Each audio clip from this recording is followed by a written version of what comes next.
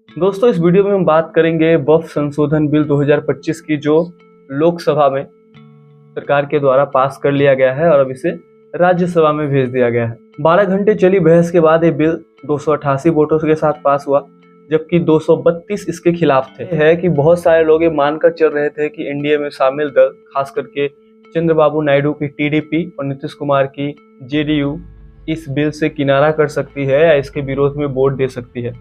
लेकिन जब अंत में ये बिल पास हुआ तो देखा गया कि दोनों ही एनडीए के घटक दलों ने इस बिल का समर्थन किया। सबसे पहले समझते हैं कि आखिर वक्फ बिल क्या है। ये बिल वक्फ संपत्तियों के प्रबंधन में पारदर्शिता लाने और सुधार करने के लिए लाया गया है। सरकार का कहना है कि इससे गरीब मुस्लिमों, महिलाओं और बच्चों को फायदा होगा, लेकिन विपक्ष और कई मुस्लिम संगठन इसे असंवैधानिक और मुस्लिम विरोधी बता रहे हैं। खास करके गैर मुस्लिमों को वक्फ बोर्ड में शामिल करने का जो प्रावधान है, इसका ज्यादा तौर पर पुरजोर तरीके से विरोध हो रहा है।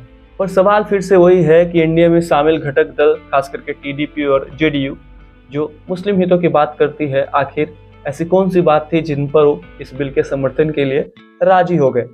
इसका सबसे पहला कारण हो सकता है राजनीतिक मजबूरी। हालांकि बीजेपी के पास लोकसभा में बहुमत नहीं है, उसे किसी भी बिल को पास कराने के लिए और यहाँ तक कि सरकार में बने रहने के लिए भी टीडीपी और जेडीयू की जरूरत है।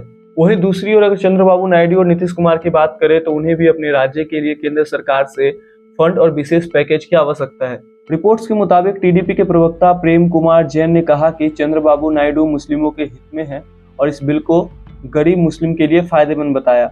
वहीं जेडीयू ने शुरू से ही कुछ शर्तें रखी थी, जैसे कि इसे रेट्रोस्पेक्टिवली लागू न करने की मांग, और शायद बीजेपी ने उनकी बात मान ली, यानी ये समर्थन एक डील का हिस्सा हो सकता है।